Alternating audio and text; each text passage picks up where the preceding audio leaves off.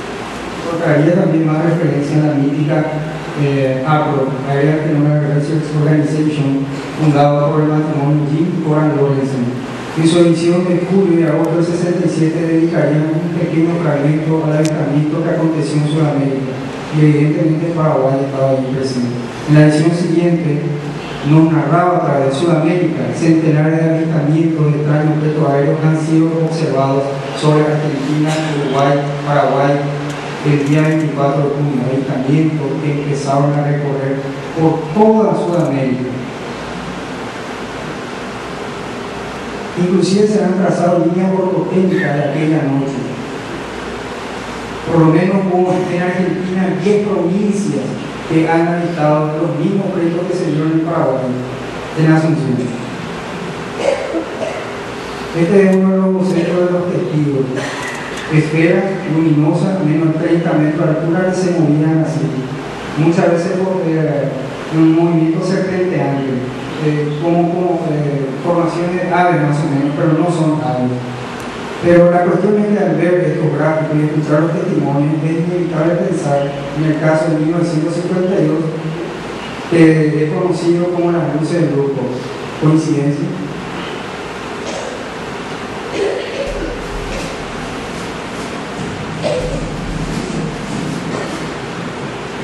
El caso de la Negra, este es uno de los casos más fuertes que he investigado porque han envolvido a militares de alto rango, entre ellos el mismísimo comandante de la Armada Paraguaya, que en septiembre de 1977 atisbó con toda su tripulación cuando se hallaban en Bahía Negra, que es una ciudad ya a 800 kilómetros respecto a Asunción y lindando con el Brasil y Argentina. Vieron una luz que salió debajo del buque por el casco, iluminando, deslocándose hasta una isla que es la que van a ver ahí en la pantalla. Hasta allí se situó un pequeño barco arena que utilizaban los marinos como una chacra, iluminó parte de la isla y parte del río, y fue hacia el Pantanal brasilero y allí ascendió y volvió. La cuestión es que estaban durmiendo los oficiales, había un marinero de guardia. El marinero le despierta al oficial superior, en aquel entonces el guardia marina Miguel Guillermo Vega, quien sería el comandante de la Armada años posteriores. Hubo una algarabía tal que inclusive un suboficial que van a escuchar su testimonio dio la orden de fuego que dispare contra ese objeto, pero sin embargo, como era algo tan extraño, algo anómalo, y tuvieron temor, no lo hicieron. Esta es la embarcación Minador 3, fotos de la época que he conseguido. Yo entrevisté a cada uno de los testigos, por falta de tiempo, no lo mostraré todo. Luego de 30 años, todos separados y no sabiendo que ellos eran entrevistados entre sí.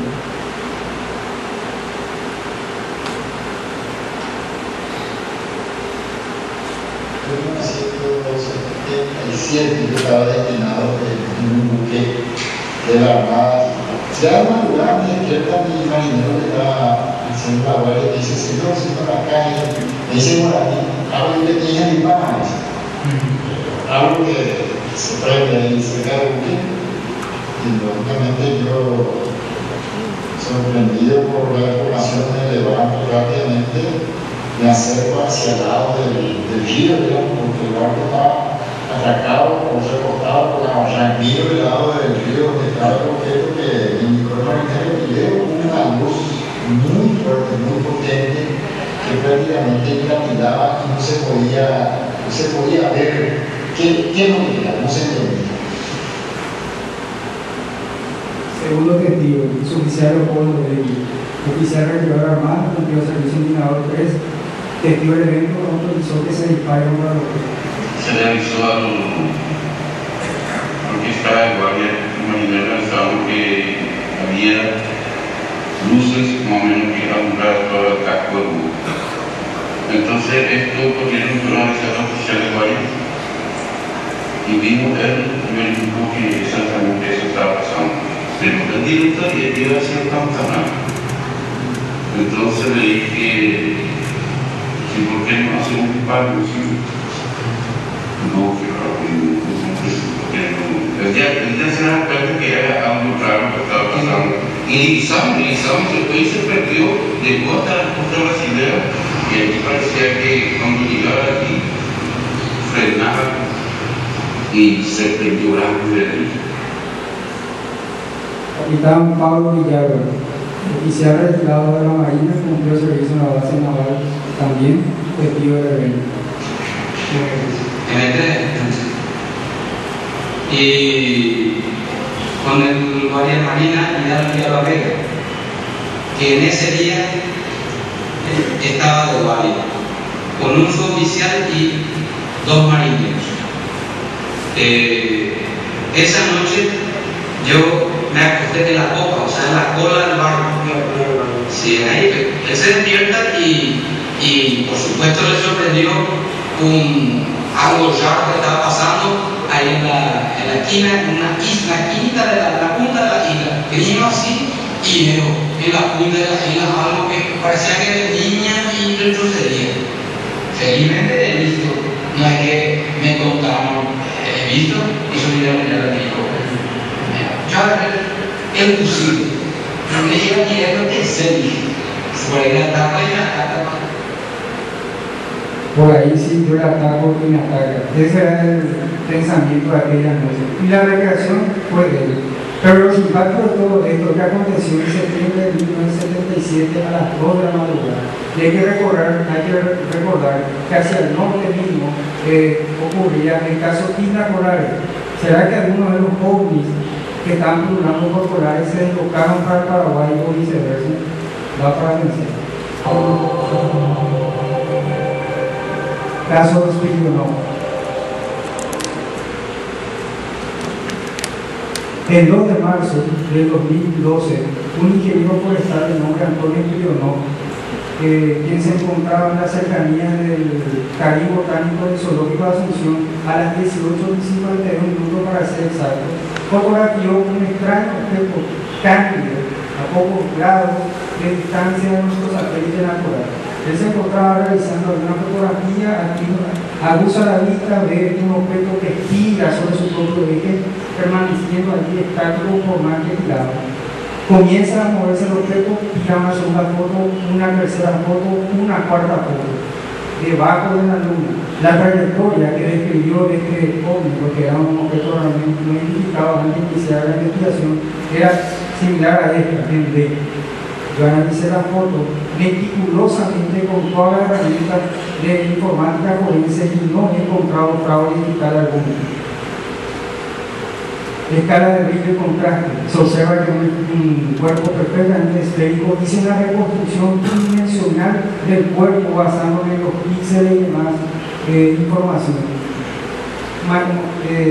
Analizando brillo, gama, contraste, se ve brillo. Algunos pensarán, un satélite, imposible. Un satélite apareció luego de 2 minutos y en una trayectoria opuesta a lo que fotografió el testigo. El satélite que aparece en la pantalla es el CO55 de comunicaciones, más. Un detalle, este satélite no era visible a esa hora. ¿Podría ser un globo meteorológico? Es posible, pero hay que atender un pequeño gran detalle, que los globos meteorológicos cargados de helio que se calientan y se tienden a ensanchar, a estirar, tiene una forma oblonga cuando alcanzan más de los 18.000 metros. Reconstruyendo más o menos se vería así un globo sonda en la parte que no es iluminada por el sol. Para descartar la teoría de que pueda ser un globo meteorológico, hablé con el meteorólogo Víctor Álvarez y me confirmaría algo contundente. Desde Paraguay no se han lanzado globos. ¿Desde hace cuánto? ¿Años? No, 5 años. ¿Y por qué falta presupuesto? Entendido mismo que la parte que realizó esa trayectoria de pasillo giraba un poco así. O daba la apariencia de que giraba. No gira. No puede. Hace 5 años no se lanza más globo en Paraguay. Aquel que diga es un globo, de que alguien piloto. Pero no me quedé conforme con eso. Si no es un globo paraguayo, podría ser un brasileño. Entonces me puse en contacto con la gente del TIME, Instituto Nacional de Meteorología Brasileña. Y allí el mismo coordinador de Meteorología Brasileña me confirmaría que la única radiosonda, o sea, el único globo que se encontraba en Foz de Iguazú, era muy improbable que se haya deslocado hacia la zona de Asunción. Para demostrar eso, le dio líneas de corriente de viento del modelo MDAR todo ese 2 de marzo de 2012. Había una predominancia de un viento del oeste, o sea que si era un globo brasileño iba a irse más para su territorio terminal.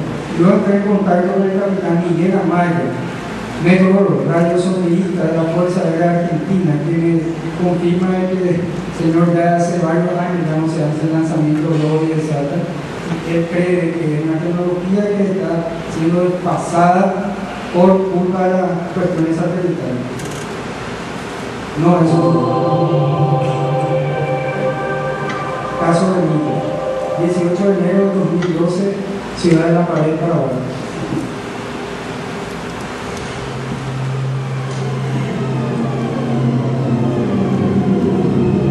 El señor Melique se encontraba con dos vecinos y vieron un extraño objeto luminoso que apareció hacia el oeste. Despacito se iba. Él comenzó a grabar ya cuando se encontraba hacia el sur, cuando comienza a descender. Luego aparece en otro punto y en otro punto. Lo primero que pensé puede ser de galas náuticas con paracaídas, más luego hablé con oficiales de la Marina para descartar esta posibilidad, porque el lugar donde se ha filmado se encuentra a tan solo 5 kilómetros del río Paraguay, podría haber sido una campanada de contrabando, pero no es el caso.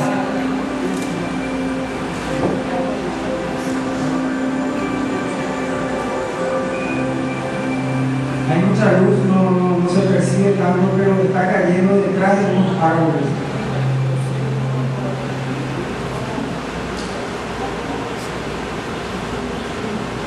Pilotos y ovnis.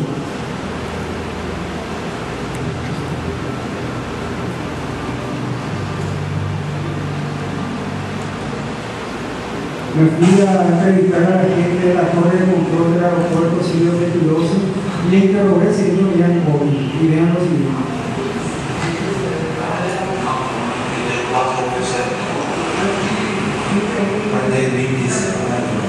Alguna vez aparecieron objetos que no deberían de ocupar la ruta aérea de otra aeronave. Sí se desvanecieron prontamente. Objetos que no deberían ocupar la ruta aérea. Sí, y no eran aviones.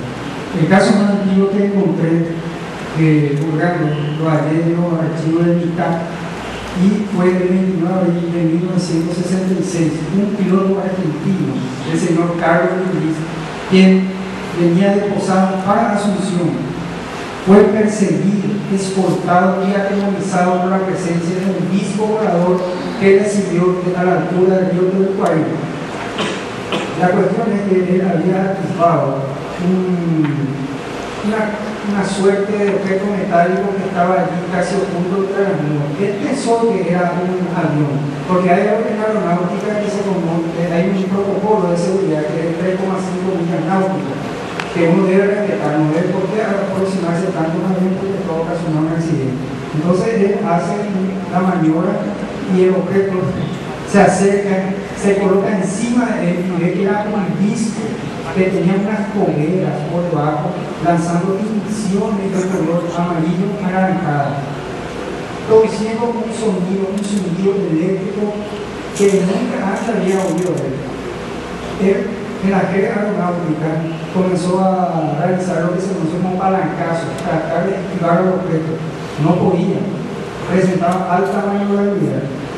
Tenía dos cosas en la mente, o llegar a la Asunción como sea, o aterrizar allí en los terrarios, pero ello significaba la muerte de vos. También salió la revista francesa, Lumière dans la nuit, en su edición número 125.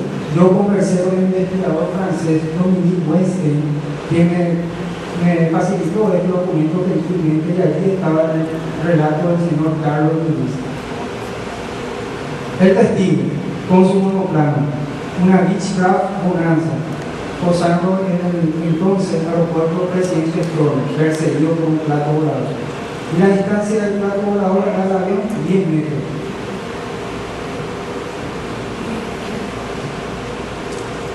Varios diarios hicieron eco de la noticia. Diario Hoy, 1978. Más, la prensa tergiversa las cosas. No es un piloto paraguayo, es un piloto argentino de peso que se llama Oli, pero en Paraguay. El caso de los Oli que se lograron al Paraguay, y allí vemos lo que él ha visto. Un caso muy fuerte que involucró a pilotos civiles que aquí de la Torre de Control aconteció el 21 de julio de 1991, el 8 de julio, perdón, cuando una extraña luces giratorias comenzaron a explotar una aeronave, un Cessna 210 pilotado por el señor César Escobar, que necesidad de Concepción para la capital. Durante 28 minutos siguieron estas luces. Y él se pone en contacto con la gente de la Torre de Control de la Asunción, preguntando si había una aeronave. Ellos le responden, no existe. En aquella noche se encontraba de guardia el señor Aníbal Gavilán, a quien yo entrevisté, el señor Sánchez, yo también hablé con el piloto, hubo trazas en el radar.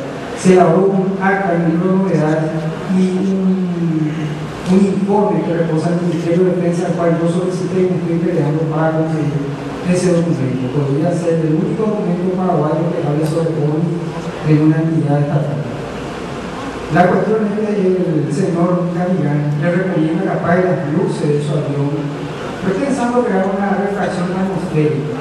Sin embargo, el piloto apaga y estaba todavía aquí las luces giratorias. Y él vino con mucho temor cuando ya estaba a menos de 2 kilómetros de distancia de la cabecera de aterrizaje.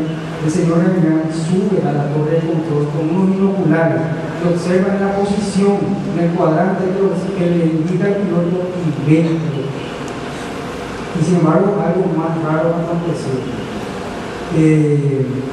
En el radar apareció una traza, una línea. El radar tiene un alcance de 256 kilómetros. En menos de 3 segundos desapareció de esa cobertura. ¿Qué implica eso? Dos cosas: o se fumó o el objeto se movía a Mach 8. En aquella época había investigado el exufólogo Jorge Alfonso, publicando lo siguiente en la revista de la mujer. Hoy interceptan aeronaves sobre Paraguay. También salió en la revista UFO del año 94. Allí vemos al señor Gavilán junto al señor Chávez en la torre de control, el señor Gavilán señalando el punto donde vio el OVNI con el libro primario. Y nos recogía dentro de un avión y el señor reportaba que venía muy pegado al objeto en sí. Dentro del protocolo aeronáutico, esa proximidad, ¿cómo se interpreta?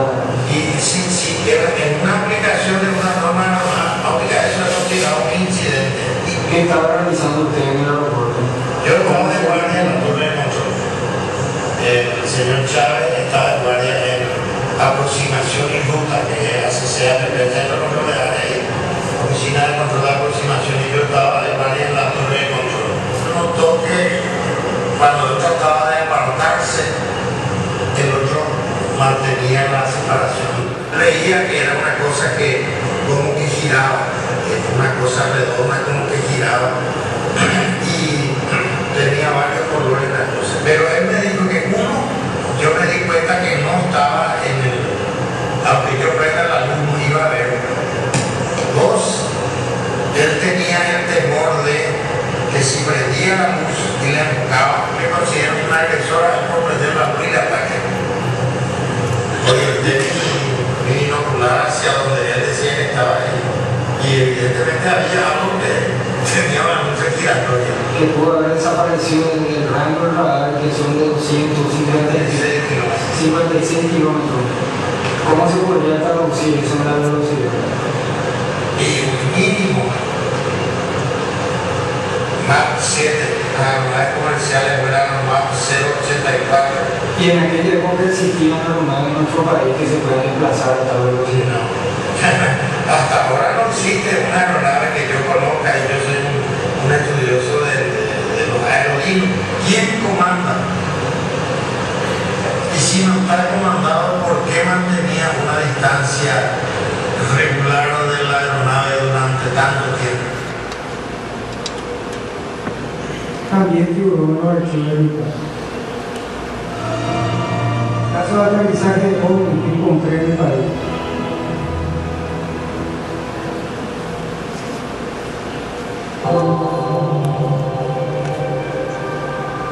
Caso del Colegio Nacional de la Capital. Mayor fue mi sorpresa al encontrar una breve alusión de un caso paraguayo en el mítico libro Pasaporte a Magonia, escrito por el afamado científico y ufólogo Jacques Vallée.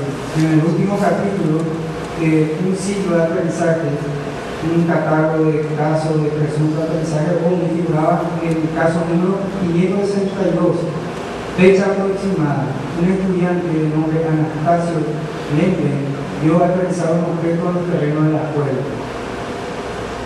Bien. Investigué si ello era cierto y efectivamente un plato volador había descendido en el patio del Colegio Nacional de la Capital que se encuentra en Asunción. Pero no se llamaba Anastasio Lembe, era Atanasio Leiva. Yo creo que cometió un error de traducción.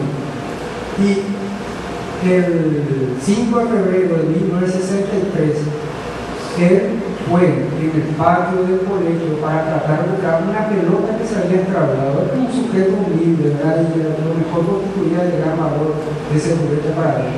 Y esperó esa hora a las 5:30 de la madrugada, ya que no hay un funcionario para entrar sorpresivamente y quitar la pelota. Sin embargo, su sorpresa sería mayúscula al activar un objeto similar a este, que realizaba curvas y echaba chispas de colores naranja y amarilla, produciendo una vez más un sonido electrizante. Es una característica que se repite en ciertos casos de investigadores, el sonido electrizante. Cualquiera pensaría que este muchacho lo inventó todo. No. Hubieron distintas crónicas. Al día siguiente, en la sección policial del Plato Dorado vieron más personas. Distintas personas en distintos puntos de la capital concordaron con una sincronía asombrosa la descripción del objeto. Algo más en torno al caso del Platillo Volador en el mismo diario El País. Y para quien tenga alguna duda, el caso encontré catalogado dentro de lo que no puede resolverse en el proyecto Río Azul.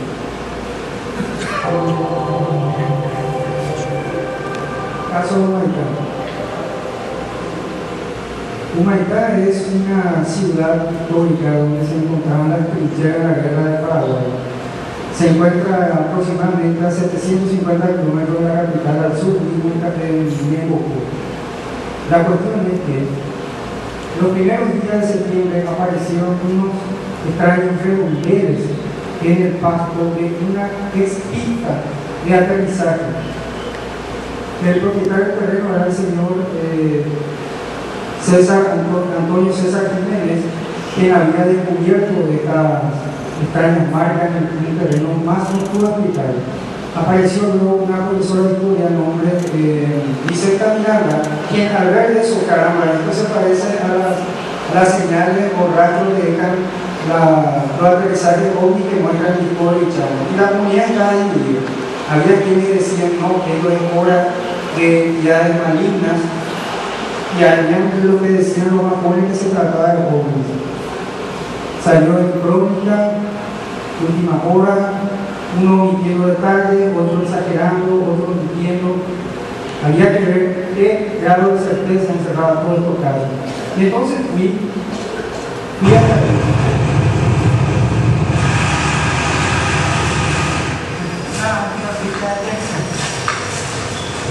¿Cuál?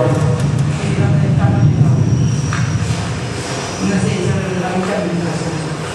Y si yo 7, 8 años y no me había nada, a veces 7, 8 días vuelvo rezando.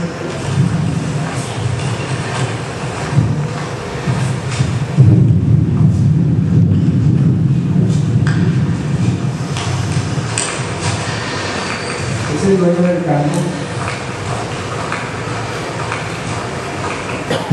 ¿Cómo pasar? Permiso.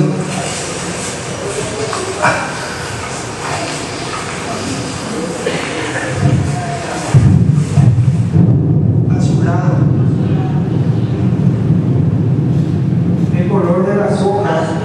Yo fui 4 años después del evento. Aún se percibe en el hotel, pero el color de las hojas es azulado. ¿Cuántos años tiene? 60. Su profesión, señor. ¿Usted había notado alguna extraña marca que había aparecido en su campo? ¿Se había relatado el perro? ¿Cómo ayudó?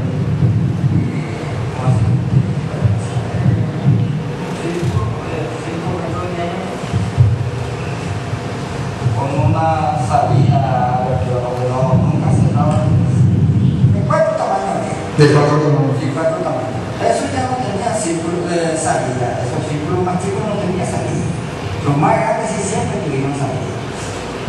Salida una especie de cuentita ahí que no marcaba, y en ese lugar que no marcaba.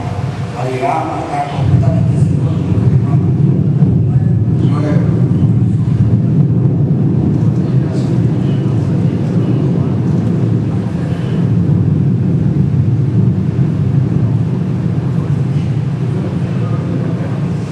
Vemos cómo el fenómeno ovni es asimilado dentro del folclore, dentro de los mitos.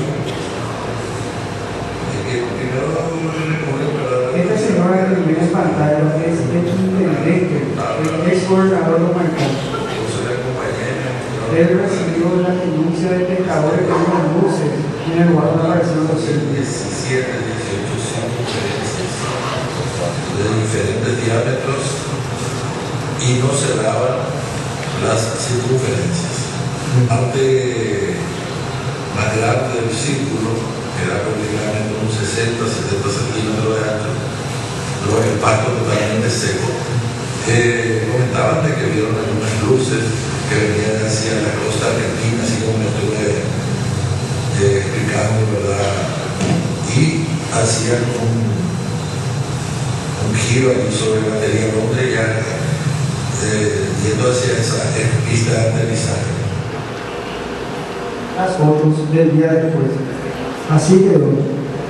Varios, los más pequeños tenían 2 metros de diámetro, y había algunas que se encontraban formando como una suerte de anillo, con 8 metros de diámetro tiene. Yo fui, realicé mediciones, traje el terreno. Esta es la foto del lugar, cómo se ve así. Analizando, esa es la forma. Yo llevé un laboratorio de fitopatología de la Universidad Nacional para que analicen. Allí el ingeniero Cristian Grabowski y el ingeniero agrónomo me informarían que no aparecieron hongos en las muestras. No es un anillo de agua. Y tampoco no puedo explicar que la ausencia de bacterias patógenas como para que se haya formado ese redondeo. Desde el ingeniero Cristian Grabowski. Hablé luego con el investigador argentino Luis Burgos para hacer una comparación de casos. Él me diría que es exactamente igual a muchos casos de la investigadora argentina, especialmente conocido como el mío argentino. Así, mira.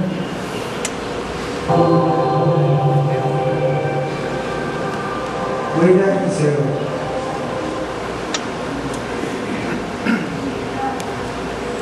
Esta es una famosa artista plástica paraguaya, una francesa, que pinta de estilo Nike.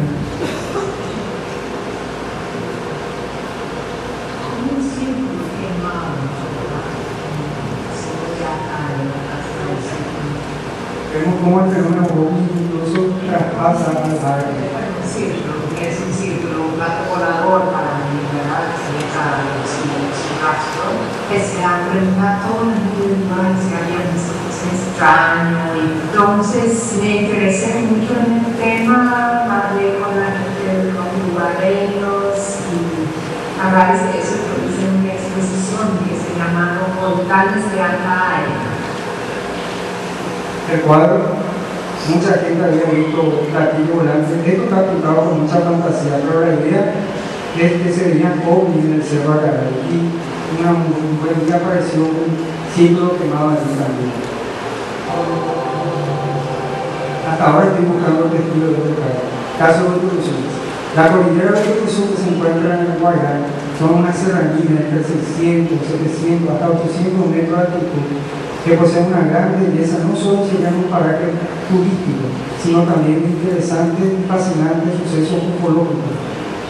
Hay mucha gente que ha visto ovnis en la cercanía y se encuentran dibujos rupestres de 2500 años hechos por los indígenas en Durán, Guaraní. Allí yo estoy justamente con una de estas inscripciones. Constelaciones, estrellas, ellos dibujaron por las rocas.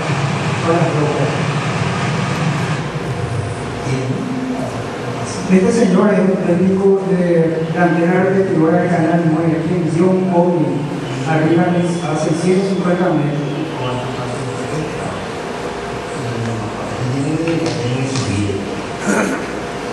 Y si sube, parece que pasa contra las torres. Lo que sube la torre. Y desaparece. Y un aparato luminoso color amarillento naranjado, forma redonda. No era una luz normal. Nuestra luz normal no era. Era nuestra luz normal, contundente. No solamente eso gustaría de muchísima gente. El problema es que a quién van a recurrir, no hay nadie que se dedique a esto. Luego entrevistaría al padre José Sanarín, antropólogo, teólogo, ingeniero químico y civil, quien ha visto amanece y en el patio delante de la casa había un redondo que estaba como quemado, pero que tenía un color, no de quemado, sino medio azulado, algo así, medio. Es una cosa rara, y de ese redondo, huella, que dicen parecían como botones grandes, huella no sé, de zapatones. Para afuera. Se iban hacia la casa, se arrebató a alguien, vino aquí, o pues yo aquí, y no sé, bajó alguien, hablamos así. ¿Qué fue lo que aconteció? En el lugar donde se veían luces apareció un día un círculo, pero esto sí era algo extraño. Del círculo salían unas cuerdas que parecían botas que llegaban hasta la casa del dueño del predio. Este es el redondel que apareció. Más, les voy a señalar, yo trataba de conseguir las fotos de la época, pero fue un tanto difícil. En esta zona se ve aquí un poco oscurecido una de las huellas. Eso se prolongaba hasta la casa. Haciendo un análisis de contraste y demás, se observa aquí un poco más oscuro la zona. Realizó un modelo tridimensional de la huella y allí efectivamente aparece como un zapato, una bota, como quieran llamarlo. Aquí está la señorita Brito señalando el lugar donde se encontraría un pequeño detalle. El círculo permaneció durante 4 años, fue invisible.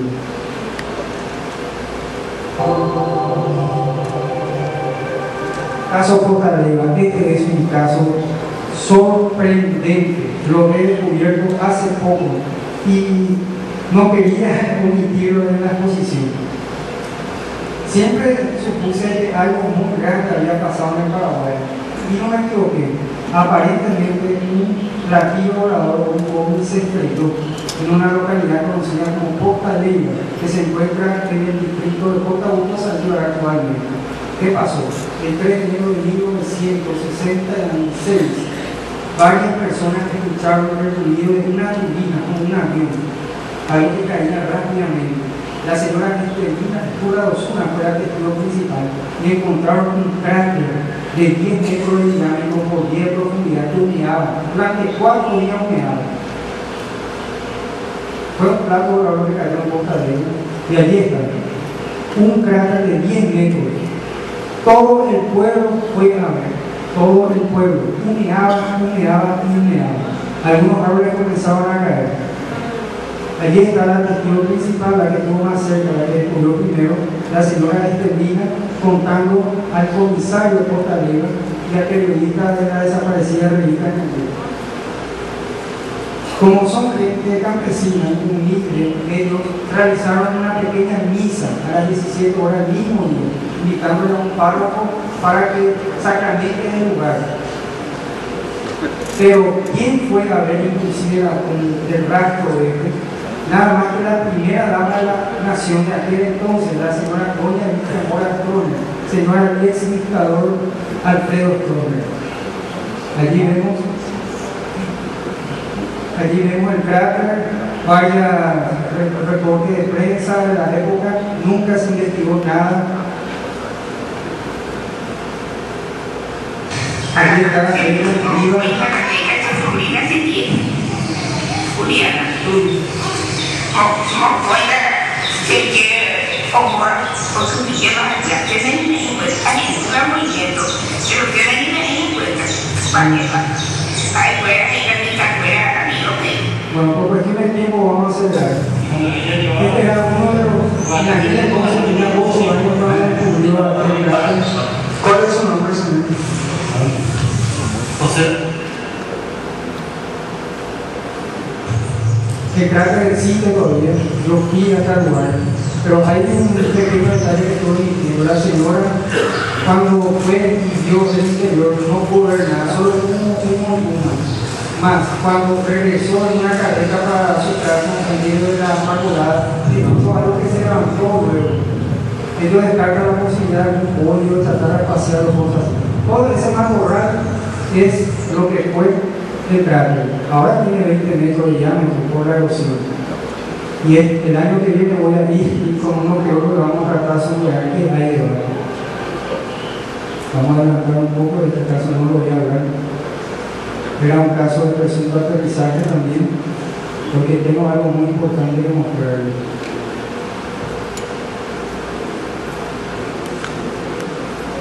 Bueno, vigilando el cielo del Paraguay, ¿qué es esto? Es un grupo que fue creado de entusiastas de la astronomía y la ufología, pero queremos demostrar que hay un recorrido no identificado que están constantemente volando en los cielos. Para ello utilizamos tecnología de visión nocturna, igual a la cosa americana.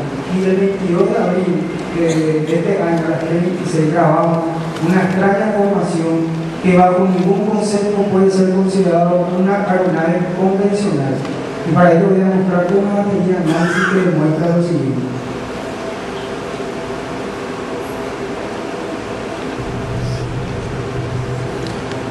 No sé si pueden apagar un poco la luz.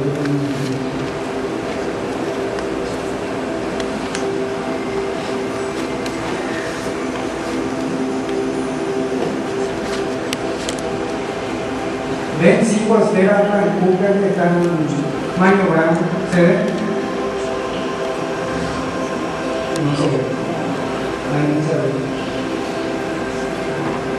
Bueno, les voy a comentar entonces. Son 5 esferas luminosas que aparecieron en el este, deslocándose para el norte, a 40 grados de altitud, casi no 40.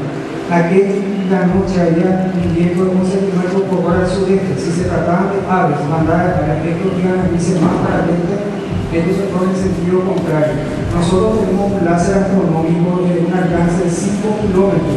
La apuntamos con él, nos rompieron formación. No puede ser ave entonces. Las garzas van a cumplir 700 metros, un alcance de 5.000. No son aves. Y es muy similar a este ovni que fue presentado en el programa de History Channel poco antes, la misma formación, eso mismo de lo que nosotros grabamos. Lastimosamente hay mucha iluminación en la sala y no se percibe. Para descartar contundentemente que se trate de aves, me invito a ver grabaciones de aves que hemos averiguado. Yo tengo como un catálogo de objetos que se pueden ver durante la noche. No son aves. Aviones comerciales, imposibles, irrisorios, pomposos, aquí no hay ninguno de ellos. Realicé todo un estudio de la distancia de píxeles entre ellos, que es casi simétrico. No solo eso, también comencé a proyectar líneas y vi 21-22 píxeles, la Z, en distintos momentos, realizando curvas. Si se trataba de aves, iban a romper formación, más a esa altura todavía. Y bien, reducción de datos. Con todos los casos que estoy investigando en Paraguay, estoy haciendo un refinamiento de datos y descubrí que OVNI representa el 60%, caso fraude del 18%, y el caso que he logrado explicar confusiones, satélites, bolios, alucinaciones son 22%. También estoy tratando de ver si hay algún patrón en los días de la semana. Los días viernes y martes son los días que más se ven OVNIs. ¿En qué meses también? En febrero y en abril serían los picos máximos. ¿Y en qué horas? Alrededor de las 19 hasta las 21 horas. Y luego decae, no existiendo casos entre las 9 y las 11 de febrero. Y eso es todo, y muchas gracias por todo.